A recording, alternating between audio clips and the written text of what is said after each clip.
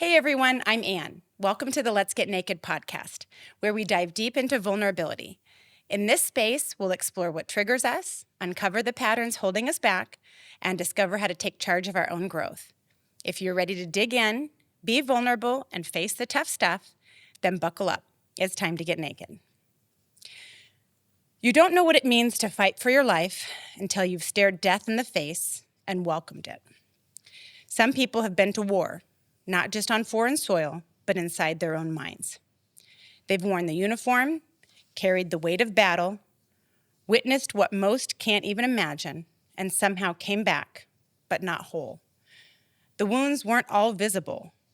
The trauma followed them home, clinging like smoke in their lungs. They didn't just survive war, they brought it with them. The battle doesn't end when the gunfire stops. For many, that's when the real war begins. PTSD doesn't ask permission. It kicks the door in and rewrites everything. How you see the world, how you trust, how you sleep, how you breathe. It lives in your bones. It wakes you up in cold sweats, makes you flinch at shadows, convinces you that you're broken, dangerous, or worse, alone. And then comes the spiral, the silence, the shame. Depression moves in like a thief, and addiction doesn't lag far behind. Anything to mute the noise, anything to quiet the storm. For some, it gets so dark that the idea of ending it all doesn't feel extreme. It feels peaceful, like the only exit left. But then, sometimes, something shifts. A moment of clarity, a crack in the numbness. It's not clean or pretty, it's a breakdown, a confrontation. A brutal truth staring back in the mirror. That's where the climb begins. Not everyone makes it to that moment, but the ones who do, they don't walk out of hell, they crawl. They bleed, they scream, and somehow, through sheer grit, they start to rise. They do the work, day after brutal day. Therapy, accountability, sweat, tears. They rebuild from scratch, healing the trauma, forgiving themselves, finding meaning in the mess. They build a ladder out of the ashes, rung by painful rung. And what happens next? That pain becomes purpose. Because once someone has survived that kind of darkness, they can't just move on like it never happened. No, they use it. They take their experience and turn it into a torch for the next person still trapped in the pit. They become proof that survival is possible, that healing is real, that you are never, ever too far gone. They start to speak, to show up, to hold space for others. They don't lecture, they lead.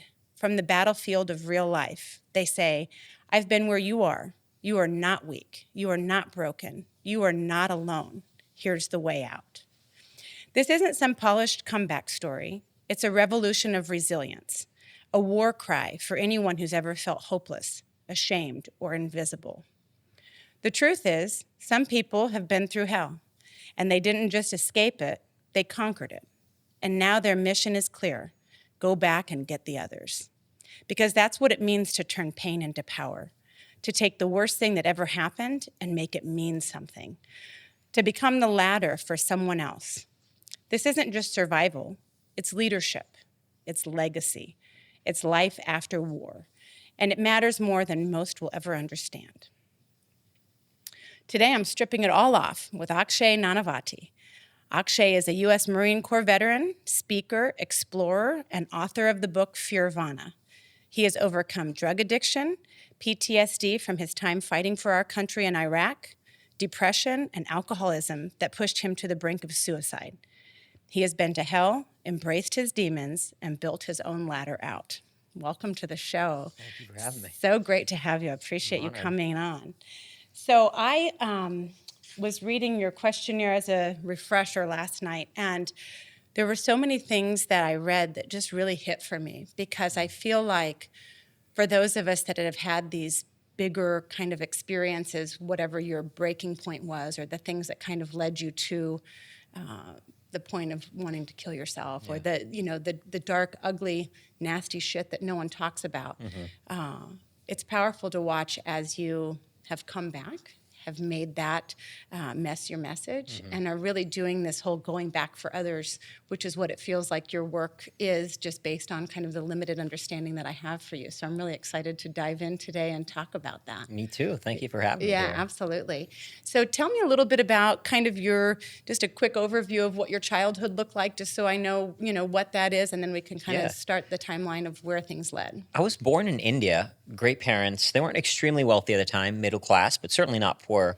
We moved from India to Singapore to Austin, Texas when I was 13 and had a good life. They put me in great schools. There was nothing bad about my child. To this day, I'm very close to my parents. So there was really no complaints. It was when I moved to Austin, though, after having moved to 4 different cities, 3 different countries in 13 years, I was lost. And even though, again, I had a good life, was in a good school, but got very heavily into drugs once I moved to Texas. Drugs, alcohol. I still have these scars on my arms that you can see from cutting myself, burning myself. So just very self-destructive. Lost 2 friends to addiction and was going down that path myself until I saw the movie Black Hawk Down. And that was the trigger that got me out of that path and into the military. Okay. But that was kind of the childhood before getting into the military. Yeah. So when you were into drugs and alcohol, that was kind of your teenage years when you I was were in about Austin? 15, 16 when I got into it. Okay. And it lasted pretty intensely for a year and a half. Okay. Okay. Before I got out. And then you woke up to, okay, here's my bigger purpose. I'm going to go join the Marines. Yeah.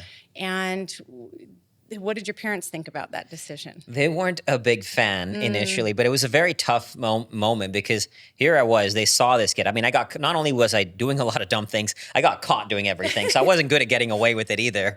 And so they saw me descending into this pit, and it was now, I'm coming out of that, but now this was going in the military, and it was a post 9/11 world. Yeah. Almost certainly I would have gone to war. I wasn't even a U.S. citizen at the time. Wow. So here I am enlisting in the military for a country that's not ours, Right. about to eventually going to go to war for a fight that's not ours. So they were not a big fan. They struggled with the decision. They struggled with it. I kind of said, this is what I'm doing, Now they're very proud of me. They, of course, see what it's done to me. In India, they didn't value, and not just they, but India generally as a culture doesn't value the military as much as it does in the U.S. And in the U.S., I mean, whether you're right or left, everybody supports the military. And they started seeing when I would come out of boot camp that in uniform, people would say, thank you for your service. They saw what it did to me. I mean, it birthed everything I am today. It's one of the things I'm most proud of in my life is serving as a U.S. Marine. Yeah. And so they were proud in time, even coming to my boot camp graduation. But at first it was a tough fight and tough for them. Understandably tough. Yeah. Understandably. I have an 18-year-old son, and it just makes me in the pit of my stomach, Yeah, sick to my stomach. And again, I'm super proud of our country, and I Yeah, have a lot of but pride, but it is I get when it it. hits that close to I home, get it's it. like, Exactly. what, are you crazy? It was tough. I've been a very hard child for Yes. forever. Even getting out of the Marines, the things that I do now are not No, the it's conventional. savage. Yeah, exactly. Savage is the one word that came to mind after I was doing research on you, so because it's a lot. My poor mom has endured a lot with a son like me. Exactly. Okay, so you did boot camp, and you say that brought all of the things out for you. Like what? Give me an example of something that really kind of developed in you or pulled forward. Boot camp or just Marines in boot general. camp and in the Marines, that's when I first learned the value of suffering, of doing hard things. As I said, I hadn't really struggled. I mean, sure, you moved around a little bit. Every child goes through a little bit, but not really. I had a good life, right? And so Marines, now I learned to suffer because post 9/11 Marine Corps, my drill instructor was an infantry Marine, so all of us who were infantry, he was extra hard on us. And of course, it really sucked at times, but I could not be more grateful for it. Yeah. It made me who I am today. It taught me when you go to war with yourself, you find something in the human spirit to transcend your suffering. And that transcendence is what I got hooked to, not the suffering in and of itself, because the suffering is the means, it's not the purpose. The purpose is what it gives you access to. And not just for your highest and greatest self, but in the Marines, it was about the good of the group. In boot camp, if somebody screws up, everybody gets punished for it. And so you're doing it for the good of the group. Your men and your mission matter more than you do. And again, while there are many moments it sucks because you're tired, you don't want to do it, but it is profoundly beautiful to live in a world where you're serving something bigger than yourself. Separate from all the politics, I know there was a lot wrong there, separate from all of that. On the ground, we were there for each other, there to do some good. And that was really beautiful. It shaped, I mean, after joining the Marines, I started confronting every one of my fears. Before the Marines, when I was a kid, I used to be scared of roller coasters, Ferris wheels, open water, everything, heights. And so I started confronting that. I went scuba diving, cave diving, rock climbing, mountain climbing, ice climbing, skydiving, like you name it. Nature became my playground to keep pushing an edge and tap into something in the human soul that you find on the other side of that edge. It's fascinating to me because I find myself in the same. I've made a commitment to myself in the last several years of I will not live in fear. And so there are these things that, I was afraid. I spent my whole life, afraid of whether it's bats or snakes or I'm claustrophobic. And so caves and MRI machines and whatever. And I thought, you know what, I'm not fucking doing this anymore. And so there was a time a couple of years ago where I'm laying in an MRI machine and I'm like, all right, what are we going to do here? Open your eyes, which I would never do that before, Open my eyes. And I just laid there and cried as I kind of went back and figured out where did that even stem from? Because fear is, right? But it is at the root of everything. I'm listening to your book and it's talking about how, think about, jealousy and what that looks like. And if you're jealous of your partner, you're afraid that maybe you're going to lose them or the different things that, fear is rooted in everything. So when you realize you can push past that, don't allow that to really kind of be the end for you. That's fascinating. And I've really had a fun time in my life pushing past all of those things now where I'm like, I'm in a cave, I'm filming bats, where before I would have been like running from it. But I'm the same. I'm like, let nature be this amazing teacher for me. Magnificent playground. So that's awesome. Okay, so did you know when you joined the military that you were going to war? Was that a foregone conclusion just based on the timing when that was? Or? So it was post 9/11, and I went Marine Corps infantry, so choosing to be in the front lines, and not only that, I was volunteering to go to war. When I came out of boot camp into my unit, I was volunteering every chance I could get. I wanted to go out there, and there was admittedly a naive perspective on it, but so after I saw the movie Black Hawk Down, and then read every book I could on military and life in combat. War is this paradoxical experience that reveals not only the worst of humanity, but also the best. You see people doing horrific things to each other, but you also see people sacrificing their lives for another. And so when you're pushed to the extreme edges of the human experience, it breaks down the mask we wear in this world.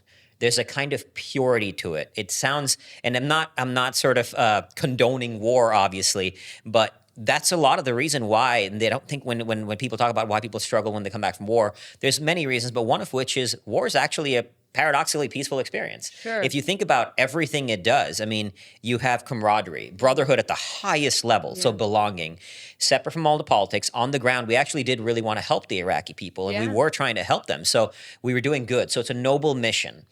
Camaraderie, the volume of life is dialed up when you're in an intense environment, right? Yeah. So there's this intensity. Everything in life is now heightened. So you get all these experiences, and you're kind of like, it's alluring. It's strangely addicting, So at the time, I wanted to go because I also felt like I'm Marine Corps infantry. Others are going out there fighting. It's on me to now go out there and be in the fight as well, not just be back here comfortable and at a home, Sure. And that was part of the reason why I kept volunteering. But I didn't get to go till 2007, till about 3 years after I went to boot camp and joined the Marines. But I think it was inevitable. Yeah.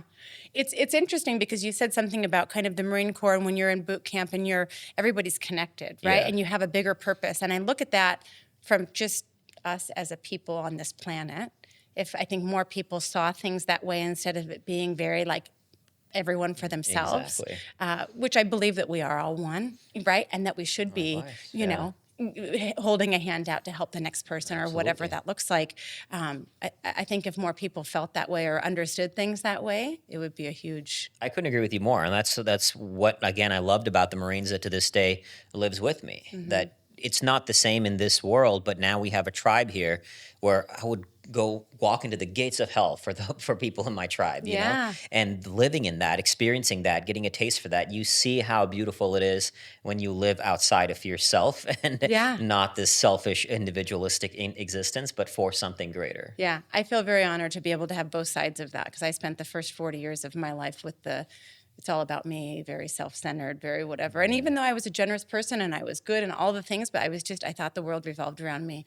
And now I just look back at that silly woman and laugh. Yeah. You know, because it's like, how did you not get it? Yeah. You know, but it did. It took cracking open and all I of the get it. things where Yeah, it's, you know, absolutely. really breaks you and makes you realize there's a lot more out there. Absolutely. So you went over in 2007, one tour. One tour. Okay, how long were you over there? 7 months. 7 months. Okay, yeah. Are you still close with the people that you fought with over there, or A few of them, yeah. Okay. Especially some of the ones that were in the same squad. Yeah. Some of my closest buddies were in touch, yeah, to this day. So explain, you know, you say you're infantry. What does that look like as far as kind of when you're over there? What is your role in the group? So infantry, you're on the front lines. Now, this is urban warfare in a counterinsurgency environment. So the nature of this war, unlike, let's say, World War II, there's not a conventional enemy running at you with a gun and firefights. You're actually going through towns. Imagine just going through Scottsdale, and most people there are normal people just trying to live their lives, take care of their families like the rest of us all over the world. But that's what makes counterinsurgency war in a way so hard is there is no clear enemy. You could be driving down the streets, and this happened often, and you just get pop shots shot at us, but you're not going to just fire back because the rules of engagement, you don't want to kill civilians, right? Obviously. Right. So that was what, I mean, even for example, out there, the women would wear burqas, right? And what started happening was the insurgents would sometimes dress up as a woman because they knew out of respect we wouldn't physically search a woman, so they would wear a suicide vest under the burqa, and so whenever we saw a woman in a burqa, we'd look at their feet to see if they have manly looking feet. So that was the challenge of the wars. You just never know most people are good people. Like, we don't want to hurt an innocent person, obviously. Sure. But you just never know when it's the one person who wants to either kill. And the insurgents ended up killing more local Iraqis than they did us, which was horrific. And so that was, our job was varied from sometimes just going down the streets to connect with people, find out. And the Iraqi people, the Iraqi police, we also did a lot of training for them. We trained them. They were working with us to find the insurgents. Some people just wanted to watch the world burn. And they were there to not only hurt us, but to hurt the Iraqi people. And so the Iraqi people would start working with us. And again, not to say we were perfect in this war. Of course. America did a lot of things wrong. There's zero doubt about that, separate, regardless of which side on the political spectrum you are. And I actually did my history thesis on the war. So I had a very unique experience of not only researching it, but lived it on the ground. Wow. We were in near a town called Haditha is where I was deployed. And I had also a very unique job out there where every time we hit a danger zone, like let's say a bridge, for example, me and one of the Marine would have to walk out, clear the bridge for bombs before we could wave the vehicle through. So it was a pretty dangerous job because if somebody's going to get blown up first, it would be me or that other guy. Talk about adrenaline, like being that's what your role is. Yeah, so for most of the deployment, when I was in the vehicle, where anytime we hit a danger zone, whether it be bridge were primarily, but sometimes if we drove through a road with big patches of sand on each side, we'd have to go clear it to just make sure there's no wires, no bombs before we wave the convoy through. So we were just sweeping for bombs before the convoy would roll through. That blows my mind. I mean, I think, not to sound ignorant, I think a lot of us sit here on our couches and don't really realize the sacrifice that people that fight for our country and for our freedoms, what they go through, right? So to even envision you, and I picture your mom, mainly because my son's 18, sorry, I'm going to get emotional. Yeah, I understand. Wow, this has never happened before. This is a good one. I'm so sorry. That's okay. No need to. You know, being that person that's going to walk, obviously bad shit happens, really bad shit happens over there. And people here don't even realize, some people do, right? I think some people really do. I think a lot of people, I don't even have tissues here. I think a lot of people don't. I think a lot of people don't understand what sacrifices you make to go do that. And I don't know that thank you for your service is enough, but thank you for your service because I appreciate the comment. that's Thank you. savage on a whole nother level. You know? Thank you for saying that. Yeah, savage on a whole nother level. God, I didn't expect this. Oh, God, let's get naked. Why am I the one with my clothes off? God. No, but I appreciate you saying that, and I understand if it's so much harder for the families back home because Yeah. we're in it. There's a kind of again, there's a heightened, as intense as it was, as hard as it was. There were struggles, of course. There were days I mean, my unit, particularly my squad, we went out on mission. I mean, in the 7 months I was there, we maybe got 7 days off, Yeah. so we were out the wire all the time. So it was very hard. But you're consumed by it. The family back home, they're just the unknown. Oh, it's I mean, terrible. I heard later my dad told me I didn't know, they didn't want to tell me when I was out there because understandably you didn't want to add stress, but Sure. my mom one day was watching the news. They actually lived in Israel at the time. My dad was working with 3M Israel, so while I was deployed, they were in Israel, and it was kind of funny to your point about people not knowing the family, especially our family in India, and a lot of people were like, "Oh, you're nearby," because Israel and Iraq are geographically close, so he could come visit over the weekend, and they were like, "Yeah, that's not how it works. I don't just take weekends off to go," so that's not really how it works. But Right. it was kind of funny. But again, to your point, how would they know, right? But Sure. I remember my dad telling me that one day my mom was watching the news and she just saw some Marines had been killed, and she was sort of like glued and zoned out, and I can't even imagine what she went through. And it's way harder for the loved ones back home. Yeah, my brother-in-law spent time over there, and my sister and her kids the waiting, the not knowing. Exactly, And like the you said, not it isn't like knowing I is can just just- text you and be like, hey, are you cool? Exactly, I saw something on the exactly. news where a couple of people Exactly. died. And Are you just good? don't know. You don't know. And I don't know when I can call. Yeah. Like sometimes there was weeks I would go without a call because we were away from the main FOB, is a forward operating base. So away from the main FOB, and so there might have been weeks, and you don't. So the unknown is what's very scary for the loved ones back home. Did you feel like while you were over there that you were able to kind of process any of that intense adrenaline or emotions that go into that? Or is that nope, we're on the fucking ground. We are just 7 months until you get out, and then you can kind of take an exhale at that point? For the most part, you're just in the mission, in the suck. You're just getting out there, I also, before I went to Iraq, I had developed a very high tolerance of risk at this point. I used to free climb rock walls with no rope. Nothing like Alex Honnold that height, but high enough that if I fell, things would have been bad. Right. Point is to say, I had developed a very high tolerance of risk and a comfort with fear that when I went to Iraq, and we actually did missions where after a mission we would debrief, and people, like the other people in the same squad, would feel threatened or felt like much more on edge than I did. Not because I was any braver, but because I had developed a comfort zone with fear from doing all these things. So I also entered it with a different perspective from having played on some extreme edges of fear before being deployed out there. What sparked that for you? The playing with fear and really kind of... Because before the Marines, I was so scared of everything. Yeah. So after going into boot camp and infantry school, because in boot camp I wasn't the fittest. Yeah. I fell back on a few hikes, but I got fitter. I graduated infantry school as the honor graduate of my platoon, and so pushing myself, I started to see not only on an external rewards of okay, you're the honor graduate, but also finding the internal rewards of I'm capable of way more than I thought I was. Yeah. Because I was living a selfish, worthless existence with the drugs and alcohol and nothing meaningful to that life. Sure. But the Marines, and especially that's what changed that. So now I wanted to keep exploring the edges of myself and seeing how far I could go. I love that. And I think more people should plug into that because we are really fascinating creatures. Yeah. And to be able to get ultra curious about yourself, what that looks like, some Yeah. of the stuff that you wrote in the questionnaire about exploring the inside of your mind, right? It's yes, what can your body do? But Yeah. that's a side piece, right? Exactly. It's where the mind what's can- in here, let's Exactly. explore what's in there. That's pretty fascinating. Exactly.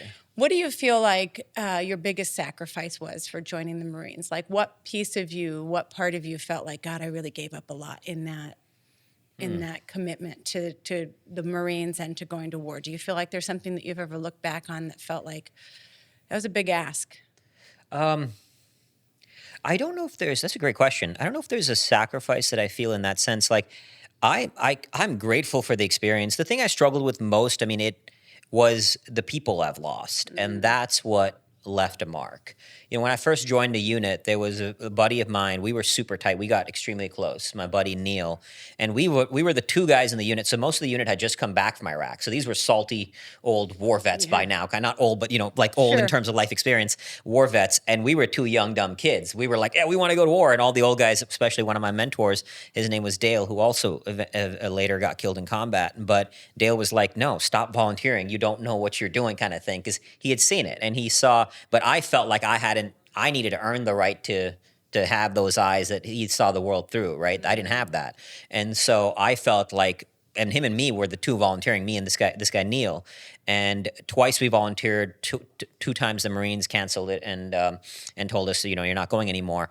And then one summer I was out in India, and he actually ended up volunteering. He went and he died in Iraq, and when that happened, that really left a mark. I got deployed a few months after him, after he was killed. But what happened when we would train together? I would maybe beat him by like a point on the rifle range or 2 seconds on a run. We would always like have these friendly competitions, right? So when he got deployed, he got promoted to corporal, and so he was in a seat that got hit with an IED and he died. And he was an outstanding human being, so way better Marine than me. But in my mind, it was like, because I beat him by those few points, I should not have gone to India for that summer. Had I not gone to India that summer, because I used to go to visit family, I would have been on that same unit that because he didn't go with our unit. He volunteered and went with a different unit. Mm-hmm. So I would have been there. And in my mind, it was like I should have been in where he was sitting. Mm. So when I got deployed to Iraq, I actually went out there with the mindset that I don't care if I get hit. I'd rather it be me than somebody else. And that was, I recognize that in war, you can't control what happens. Bullets, I could have gone with him and he could have still died and I could have still come back home. Sure. But it didn't change the experience of that guilt. Even when I came back, I was like, I didn't get shot. I didn't lose any limbs. Nothing happened to me. Why do I get this? Right. And I found out actually later that when I was in Iraq, my vehicle drove over an active bomb that for some reason didn't explode. His vehicle drove over a bomb and exploded. It died. Why? I don't know. But that kind of thing left a mark that stayed with me. And to this day, it hits from time to time. But now it doesn't send me into the pit. Now it's a weapon to drive me forward in doing meaningful work for others who are suffering. Yeah. But even when I was in Antarctica just a few months ago, 60 days alone out there, there were days I would be skiing and just tearing up, thinking about my buddies I lost in combat, and that I get to live this life, and it's a privilege. It is a privilege. And to me, it's a responsibility to earn this life that I've been gifted. Yeah, it's a great way to see that. What is one of the hardest things that you experienced when you were over in Iraq? In Iraq, I think just going out on missions all the time was brutal. Mm-hmm. There were other squads that would have some time off, and our squad was like, we were just some days we just didn't want to go. Yeah. That was really hard. And funnily enough, the hard thing initially was we didn't get, like a lot of us young Marines, we were like, just to be frank about it, we wanted to get shot at. Sure, we wanted to get in the suck, Sure. And we were disappointed that we weren't getting shot at enough. Right. To be as crazy as that may sound. I remember one day we were hearing bullets, and normally you'd hide away, and all of us are standing on top of our vehicles looking for where the rounds are coming at. So we were almost like initially disappointed that we weren't getting in the suck as much as because the nature of that war was like that. By the time I went in 2007, they didn't. We wouldn't be attacked, like it was pop shots all the time. Mm-hmm. But the firefights didn't happen because we had such overwhelmingly superior firepower that anyone who took us on would get slaughtered. And so our biggest threat was the IEDs. So it sounds crazy, I know, but that was the thing we initially struggled with. And towards the end, we were just like, by then we just wanted to go home. And then there was one mission on the last month. We were supposed to go out onto this very dangerous part of the AO's area of operations. And I was supposed to go into the town with the Iraqi police, not only my Marines, because I got really good at learning Arabic. Mm-hmm. And so I thought I'm going to die now. Like a month before going home, I was like, my sergeant was trying to get me out of the mission. He was like, that's insane. We don't want to put him in right there. And so towards the end, it was really struggling with, now we just want to go home, and we don't want to get killed. And funnily enough, that mission, I actually thought that this mission could be the end. We're done. Mm-hmm. And as we went out towards that mission, a storm hit. And and we had to cancel the mission last minute because the weather got too gnarly, and so we had to turn around. But there were a few crazy things like that happened. Again, I don't know why, but so I think just there was a lot of things we struggled with, from initially not getting enough combat to then maybe getting more than we wanted, Sure. Things like that, to being out on missions all the time, things like that. Sure. Yeah. May I ask if you had confirmed kills while you were over there, if that's how you guys but qualify that? Yeah, I mean, I personally did not. There were incidents where it's happened, but no, I did not. Yeah, okay. It was the nature of counterinsurgency warfare, where you are primarily around civilian population. Yeah. So it's one of those things where there are many, many times you could have shot somebody and it would have been a justified call in the threat, but 99% of us did not actually want to kill innocent people. There are bad Marines, just like there are bad course. everyone. There, in any sector of humanity, there are good and bad people. But like as an example, there was one incident where we were standing around a 7-ton, and a bunch of Iraqis started swarming the 7-ton. 7-ton's a big military vehicle, and a few of the guys started getting kind of on edge with getting ready. And I went down from the 7-ton and managed to speak with them in enough Arabic to diffuse. And so de-escalation was the primary scenario. Now, did people get killed out there? Of course. There were locals that got killed, and things like that happened, but primarily de-escalation was the primary mechanism. And when we did have pop shots, that was the most common thing, was the pop shots, but we would never engage pop shots because, again, we didn't want to kill civilians. Sure, you don't know what's happened after. I think a lot of people don't realize that too. When you talk about rolling through Scottsdale or wherever, you're just rolling through, keeping the peace and trying to do that. It paints a very different picture. Just imagine driving down Scottsdale Road and you just get a few shots shot at you, but 99% of people around you are just normal people who are living in there. Right. But there's pockets of people out there. That's what makes counterinsurgency very challenging. Yeah. And it's not to say it's harder than conventional war. They both are different. But in some ways, I think we would have preferred having a crystal clear enemy. Enemy is there. You go fight them, right. Instead of just your adrenaline flooding through the entire time while you're out there. Exactly. What is something that happened that is a warming story? An engagement that you had over there, or an interaction that you had with either locals or somebody? Was there something that sticks out to you as being something that was? Yeah, there's a few of those that, there was a lot. Again, Marines did a lot of bad things, and so did the military.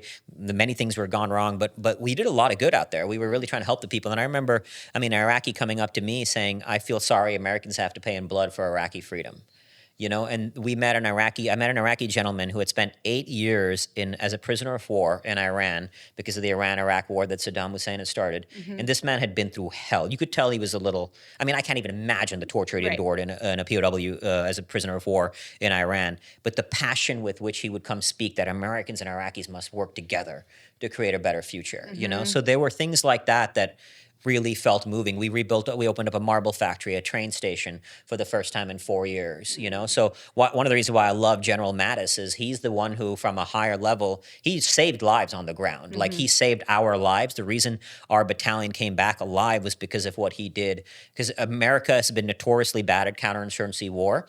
We're very, let's just go in there and blow things up. And God knows I get it as a Marine. That's kind of what we do. But General Mattis came in there and said, we need to implement a counterinsurgency doctrine. And one of the core principles is you win the people to win the war. So instead of going in there with this let's go blow everything up mentality that we can see how America does that sometimes, he was the one who said that, and it saved not only Iraqi lives, but it saved countless number of Marines as well. Yeah. And doing that to interact with the people and training the Iraqi police, working with them, how passionate they were. These people had endured hell on earth. Right. It's really hard to wrap your head around. We live a comfortable life. Forget about our own suffering in Iraq, right? Like what those guys had endured was a million times worse than us. And when we had moments like that of working with them to help them build a better future for themselves, it really touched our souls. Yeah, it's shit like that makes it, when someone's complaining about they didn't get their coffee right, that just really chaps my ass. It gives you some perspective when you... It does. Yeah, it made it very hard to come back, because I came back from Iraq and went to do a senior in college. And seeing college students complain, today, we all do the best we can with our level of awareness. So they don't know what they don't know, right? Sure. But just coming back from war as a 19 or 20-year-old kid and seeing college students, I was like... I actually wanted to go back. I volunteered to go back every chance I could, because I was I also felt unfulfilled. Yeah. Like I hadn't, why do I get to get back? So I was trying to go back to Afghanistan, trying to go back to Iraq, but wars were kind of dying down. So I actually went to go get my master's in journalism so I could go back to war as a combat journalist. That was why I got my master's in journalism. I love that. Yeah. Tell me more about what that looked like, you coming home. What does that feel like, as far as, I know that you've experienced PTSD associated with that, and depression and all of the things. What did that journey look like? You get off the plane, you're home now, right? It's a yay, we're happy to have you. And then what does that look like afterwards? At first, it's all just high. You're just happy to be back home, around friends, around loved ones, not having to go on a mission every damn day. Sure. So all of it was really good. And I went back to do my senior year in college. And so I did really well in college, but I would definitely drink and party in college, but I never thought of it as an issue, because I still got my grades done or anything, and got what I needed to get done. But definitely in college, there were a lot of moments where drinking would then lead to crying, sometimes calling my buddies from the war, war and wanting to go back, things like that, just feeling unfulfilled in this normal world. When the war died down, then I said, all right, let me go get my master's in journalism to go back as a combat journalist. I met my now ex-wife, but met my then wife at the time. So the combat journalism plan changed because that's not very conducive to a family lifestyle, to say the least. So then I was kind of like, all right, what do I do now? And so the pit of despair and the PTSD didn't hit till many years later. And I think in my experience, I've seen that to be the case with not everybody, because in some cases it's not like that, but with a lot of people, it kind of hit later.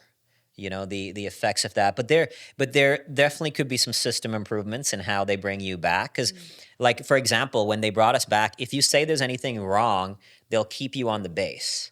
Why would you say there's anything wrong? You're always like, everything's everything's A-okay. good. We're See you golden. Like, later. I just want to go home and see my family. So there was what they should have done, I think, is like something where they, send you, go home, but hey, we'll do more checkups, bring you back, help. And also even go like pre-war training. There's a great study that Dr. Martin Seligman, one of the leading researchers in positive psychology, he went to West Point and he asked the cadets, how many of you have heard of post-traumatic stress disorder? Something like 95% raised their hand. Then he asked, how many of you have heard of post-traumatic growth?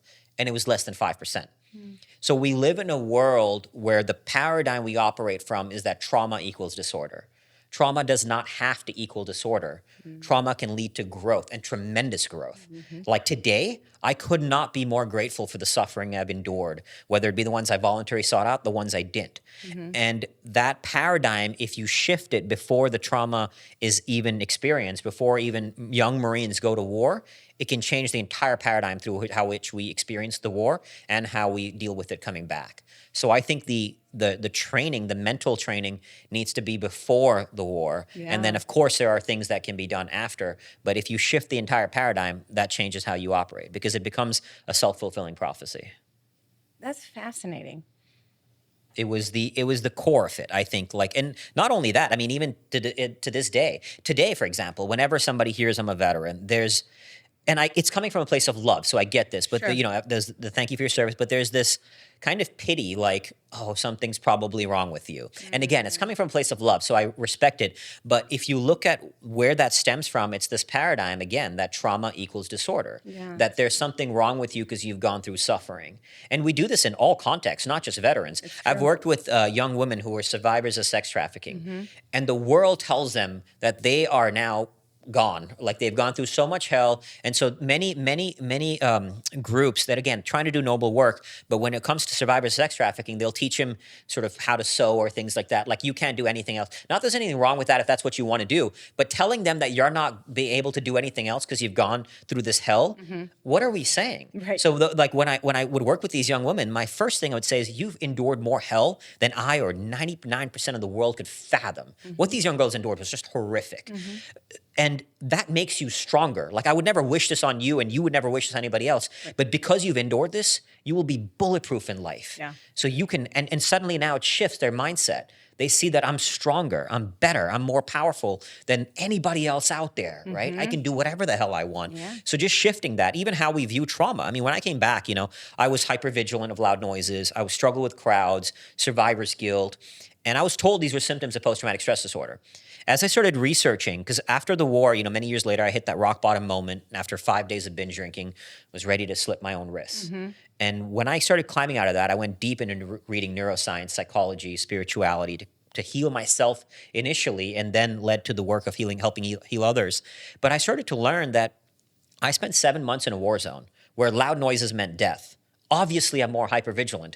That's not a disorder. Right. That's a normal human response to war. Sure. But if I remove that label disorder, it changes how I relate to my own experiences. Yes, I had post-traumatic stress, but post-traumatic stress does not mean post-traumatic stress disorder. And that label changes how we relate to ourselves because, again, it becomes a construct of our identity. It becomes a self-fulfilling prophecy. There's something wrong with me. Instead of saying, got it, I'm feeling hypervigilant. Pausing. Accepting the isness of that experience. This is the key. All unnecessary suffering is caused by resisting or clinging to what is. And I worked with other veterans too who would deal with anger. Like one veteran, I remember he said he would get angry at everything. I said, the next time it happens, I don't want you to try to fight the anger. I just want you to pause and label it. Just acknowledge, hey, I'm feeling really angry. And neuroscience has actually shown when you label an emotion, it reduces activity in the limbic brain and increases activity in the prefrontal cortex. So essentially, what that basically means is it creates a space between the emotion and you as the experiencer of that emotion. With that space, you don't have to react to it; you can respond to it. So when I'm hypervigilant, got it. I'm feeling, I'm jumpy. Sure. Right. And the more you just accept it instead of resisting or clinging to it, which is what that construct of the identity that there's something wrong with me does, because that's resisting, right? I'm saying I should not be like this instead of saying there's a reason my brain is reacting like this. Sure. In time, that initial response even changes, but that's how you remove that label that there's nothing wrong with me. I got post-traumatic stress. Understandably, it's normal. Got it. I'm going to accept it. I'm going to be with it. I'm going to acknowledge it, and then I can use it. Right. Even my guilt, for example, everybody told me not to feel guilty, therapists, loved ones, and I get it. I understand it's coming from a place of love, and rationally I accept war, you can't control what happens. But emotionally, my guilt was nothing more than an expression of love for my brother. It's not a bad emotion, it's just an emotion. Right. So for a long time, what I did was I had a picture of my friend up on my wall, and it said, this should have been you. Earn this life. And my guilt became my ally. It helped me sober up. It helped me write my book, Fearvana. It helped me it led me to the work I now do to help others navigate suffering, because to me, I had to earn this life. I love this so much. Everything that you're saying, I have an understanding of this concept just from a different angle, right? Yeah. Where it is, it's like that doesn't have to be trauma. Doesn't equal, defect. It's yes, use that. For me in life, people that are my favorite are the ones with the most scars. Because you talk about women that were sex trafficked. Those women can do anything. Right? We don't have to, put them in a corner and teach them to sew. Exactly. Yes, like you said, if that's something that you want to Exactly. do, but reframing how they see themselves. Exactly. They've been through everything. Exactly. When you've walked through hell, anything is possible. Yep. So it is fascinating to be able to reframe it that way. Yeah. And that's what I think is the core of it, is reframing how we view suffering. Sure. That's what the whole book, the ethos of Fearvana, fundamentally is to reframe the paradigm through which we view not just fear, but struggle, stress, anxiety. When I do talks around the world, often I'll ask people, I'll show a series of words like fear, stress, anxiety, pain, suffering, adversity. How many of you think of them as positive? Nobody, any corner of the globe, regardless of culture, nobody thinks of them as positive. Yeah. And that's what the ethos that I want to do, is to reframe that. You reframe that, you become bulletproof. I could not agree with you more, because I feel like I've done exactly what you're talking about, and it's a whole different life. Exactly. It opens things up in a way where it's like, literally anything is possible and nothing is bad. Yeah. It's not like, and I've never come from this place of like being the victim. I'm definitely, things happen and I use them as fuel. But when you look at that as compared to somebody that's going to say, oh, this happened to me, and oh, woe was me, and like all of this victim stuff, it's reframe that and use it. That shouldn't keep you down. That should be what is your fuel to 100%, go. Because you're going to suffer one way or the other. Whether you actively seek it out or not, you're going to suffer in life. You get to choose, right? Exactly. You get to choose. Exactly. Okay, so tell me, so you wrote this book, which is amazing. By the way, I highly recommend it to our listeners. Fearvana is the name of it. Tell me like how that, was that just born from you making your message? Tell me like what it was that sparked that was essentially what it was born from, because in 2013 or 14, around there, this was many years after the war, is when I hit this rock bottom moment of drinking and being on the brink of suicide. And then coming out of that, I started doing the research. And as I started figuring these things out myself, I had to share it, because that, to me, I've come to learn, is the core problem in the human condition. Because as I said, we're going to suffer one way or the other. Always. And if we reframe our relationship to that suffering, we get the very thing we seek most. Whether you call it happiness, joy, fulfillment, inner peace, whatever flavor you want to call it, that's ultimately at the core of why we do what we do, regardless of whatever the thing we do is, right? That's what we're seeking. So when you develop a positive relationship to suffering of any kind, you get that. And the life becomes this more epic adventure. So starting to see that this was the core problem in the human condition to address. And Fearvana was birthed as a way to address that problem. Even mental health today, the fundamental flaw is this paradigm that mental health is a state of equilibrium, of homeostasis, a state without tension, without stress. That's what creates the unnecessary suffering. So a key teaching that I share in Fearvana that builds off of this is what Buddha called the 2 darts of suffering. The first dart is the one we don't control. So let's say right now you and me are sitting in this room, somebody comes in here with a gun. I'm going to feel fear. I'm not choosing it. It's a subconscious response to external stimuli. The second dart is the dialogue we have around that first dart. That's where all unnecessary suffering is caused by the second dart. And you'll see this because when people have stress, they'll say, I should not feel stress. People have anxiety, we attach the word disorder to it. These are normal parts of the human experience. Right. Fear, and I've worked with so many people as a coach, and even when I do speaking, like I worked with one client who every time he would get on the computer to write, he would get severe anxiety. Before me, everybody was trying to get rid of the anxiety. I told him right now that's the first start. You don't control it. Your brain has built a pattern that in simplistic terms says computer equals anxiety. So we're not going to get rid of it. Next time you feel it, I just want you to acknowledge it. Because the problem wasn't initially the anxiety. It was that he kept beating himself up for feeling it. He had a dialogue, I'm a piece of shit. What's wrong with me? Then he would retreat from the computer to go watch Netflix to silence the mind. And that dialogue, the conversation, this downward spiral is what I call second dart syndrome. When you stop the second darts, you release unnecessary suffering. And then you start to see that there are no bad emotions, there are no good emotions. There are no bad experiences, there's no good experiences. There's only emotions and there's only experiences. And it's entirely up to us to decide what we do with them. Everything about bad, good is a construct we ascribe. Now, there are emotions like fear, stress, anxiety that are more challenging, for sure. They're more challenging, but that does not make them bad. When you reframe your paradigm, you see that you can't actually get that thing you want without those emotions. Right. Because it's just like the body. Everybody knows this in a physical level. I have to stress the body to get stronger. It's the same thing with the mind and the spirit. Yes. And if you want to do if you want something you've never had before, you're going to have to do something you've never done before. That's scary. Fear is the path to get the thing you want. Right. It's like, okay, and then what happened? And then You're still what? fucking doing it, right? Like, Exactly. You're still doing it. That's why it's so funny that we demonize it, but it's the very thing we need to get the results we want. Or people, and again, I'm not coming in anyone's lane and telling them anything about what you medicate and what you don't, but I look at that from the outside of anxiety specifically, and people are taking anxiety medicine, and it's like, I love your approach to, let's just sit with it. Let's acknowledge it. Let's name it. Okay, welcome. Now what are we going to do with this, right? Getting curious about things, getting quiet instead of adding more noise. Take shit away. Exactly. Get quiet. Figure out, what that is and how to work with it, how to shift it in your mind and see it differently. Like that's the way to work with it. You're onto everything that I believe in. I'm so glad it resonates. This is one of the core mantras. If there's one thing somebody takes away from this is acceptance of isness is the key to freedom from all unnecessary suffering. I believe that. Acceptance of isness. That's what what I said earlier. Resisting and clinging is the cause of all unnecessary suffering. We're either resisting the fear, the anxiety, the stress, whatever, or we're clinging to a paradigm that we should feel this way.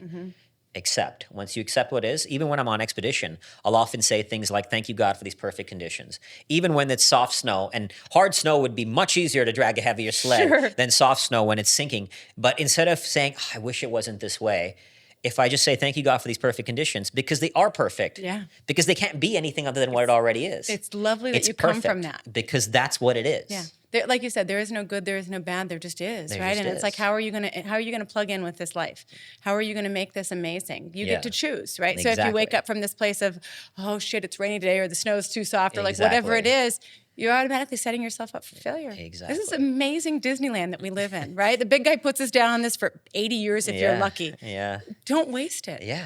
Tell me about this adventure in Antarctica, excuse me. Tell me more about why you decided to do that, what that looked like, because it looks savage. It was very, very, very hard. So the goal was to complete the world's first coast-to-coast ski crossing of the entire continent of Antarctica. So dragging a sled that initially weighed 420 pounds for 1,750 miles over 115 days. This had never even been attempted before, and many adventurers considered it to be impossible. So I was the first person in history to attempt this feat that I actually now truly believe is impossible. And again, people had told me anyone who attempts this will probably fail. And I didn't complete the journey, but it was the first attempt. We had to raise $1.1 million to even get there while training like an animal. I devoted 4 years of my life to this, lost a couple of fingers to frostbite for this. And ultimately what happened was I was out there for 60 days, dragged that 420-pound sled uphill through some of the worst. We got hit with some of the worst soft snow conditions in modern Antarctic history. That dragging through that much soft snow was unforgiving. And ultimately, in the end, after 60 days, I got diverticulitis, which is infection in the colon, that if left untreated can burst, get septic, and kill you, which is actually what happened to an adventurer 8 years ago. So literally pushed the body to the brink of death for 500 miles, 60 days in one of the most savage environments on Earth, but completely alone. I mean, I was geographically the most isolated life form on the entire planet for portions of the journey. So it was a tremendously powerful spiritual experience to experience that level of solitude and struggle and hardship and isolation. I mean, paradoxically, there were moments where I felt more connected to all that is in pure isolation. But that was a gift. Even training for it, I spent 17 days in pitch darkness and isolation in a dark room. 7 days the first time, 10 days the second time, 10 days, complete darkness 24/7. So dark you cannot see your hand in front of you. And even in that level of darkness and isolation, I had moments where I felt more connected to all that is than I've ever felt. And that's the paradox of these experiences, is that you get to see two opposing dualities coexist as one. And that's really what Fearvana is about, right? Fear and nirvana. Two seemingly contradictory ideas that are actually complementary. That fear is not the antithesis of nirvana, it's an access point to it. And all these experiences, if there's one key teaching that I've gotten from them, it's something that I call the paradox of oneness. And what this is the realization that the entire human experience is this dance of opposites: life and death, light and dark, pain and pleasure, stress and recovery, whatever it may be. And the paradox of oneness is the realization that these are two expressions of the same whole. They're not truly opposite. They're two expressions of the same whole. And peace and freedom is found not by resisting or clinging to either edge, but actually embracing and then exploring every edge as the pathway to your next evolution. And out there on these edges, you feel the dualities. Like I had moments of absolute humility where you see how small you are in this vast nothingness. And at that same moment of pure humility and smallness, you feel like a god because you're even setting foot in that land. So you can feel pure power and humility coexist as one. And it's, call it awakening, enlightenment, a moment of oneness. It's these moments like that that are profoundly beautiful.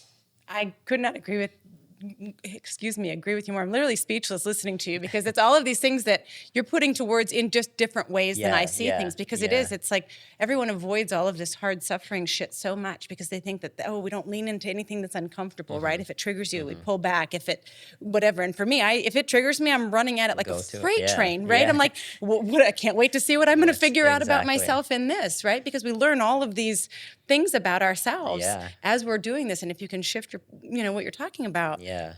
Oh, you explain it so beautifully. It has me a little bit I love what you said, though. Like, it's bringing curiosity to it. Yes. Curiosity is such a vital virtue that will guide you into those places of the unknown. And it's not just the hard thing that can be hard. I mean, there was a time where if you look at the duality of, call it play and pain, I struggled more with joy and play. I remember many years ago, I was out on a run and I saw a sign that said 5K fun run. And I had this subconscious, visceral disgust at the idea of a fun run. You have to suffer every run, and if you're not suffering, you're wrong. But that was a very unhealthy way to live. Like, again, it can coexist. So I started playing on the edge of joy, of light and fun, doing playful things, silly things. And that's, again, you can play on both edges. So I talk a lot more about suffering because for most people, the suffering is the harder edge. But I had gotten so good on that edge of suffering that joy became my edge that I was struggling with. So I went and played on that edge and found greater peace as a result of embracing both sides of that duality. I find the same thing. The joy and the playfulness is the harder side. Struggle, I'm much better at it now over the last several years, but that's how it was. It really took a lot for me to do that, because I'm happy to plug in and do the hard thing. I'm always the one that's first in, last out. I'll do all the hard things. And so to be able to really allow yourself to release enough to enjoy that. I like how you describe that as far as playing on the edges, because I think that that's a really powerful visual, and just getting curious. I mean, a lot of people ask, how do we start? How do we start to go on this path? Curiosity for me is everything. Because it is like when people have the anxiety or when people have whatever it is, get quiet and just get curious about what that is, what that looks like. Be willing to explore all of the interior stuff instead of all of the shit that's outside. Those are big, powerful moves. Yeah, go within. And I think, if there's one core actionable takeaway I would recommend for anybody is stillness. I think stillness is the core. I think it's the greatest human fear, but it's not a fear. If you ask somebody what are they scared of, nobody's going to say stillness. Right. But if you look at the behavior patterns of humanity, that's exactly what it is. It's exactly. We do everything we can to distract ourselves from ourselves, even the positive things. Sure. You'll see this with many successful entrepreneurs or athletes. They'll go to the gym or work as a way to escape from themselves. So it's not just the drinking, the drugs, and the Netflix. It's also those positive things. So if there was like one key action when people ask me what they should do from hearing is just go. Like one kid who was so inspired by my darkness retreat, 22-year-old kid, he locked himself in a dark closet for an hour and just sat there. Yeah. I was like, that's badass. Right, Like, it is. nicely done, dude. It is. So just go, and it doesn't have to be an hour. Start in Sure. 5 minutes, 10 minutes, whatever. But you do that, you're starting to open the door. And then to your point, ask, like, be curious. What can I discover here? The fear of the unknown is a normal fear. It is a valid fear. I'm still scared of most of the things that I do. Sure. Going to Antarctica was scary. Yeah. So it's not that I'm not scared. I'm terrified of all these things. But when I do go out there, I'm like, I can't wait to see what I would find. Yeah. Right? And you can even say this, repeat it until it becomes you. The curiosity to see what's out there in the unknown. Well, and you've already lived today, for people that are listening. If you've already lived today and it's not a perfect day, get curious about some other shit, right? There's a whole life out there of stuff that you can do. Don't be afraid of that. Yeah. Like, what's the worst that's going to happen? Doesn't work out? Okay. And then what did you learn from it, right? I mean, I think so many people are so afraid of failure. It's like, failure is not a 4-letter word. That's life. That's how we learn. going to, if I'm not failing, it means I'm not swinging hard enough. You know what I mean? Like, I'm not swinging for the fence if I'm not dropping the ball sometimes, and that feels good. Yeah. I couldn't agree with you more. Thank you so much for taking time to come chat with us today. This Thank you has for having been me. really lovely. For everyone at home, you can get his book, Fearvana. I highly recommend it. The concepts in that are just, for me, fascinating. Okay, so that's our time for today. If you have questions, suggestions, or think you have a story you'd like to add and want to be on the podcast, send us an email. Our email address is ladies@letsgetnakedpodcast.com. And please do all the things to support the pod so we can continue to do the important work. Follow, share, rate, and review. We will catch you next time. That's a wrap.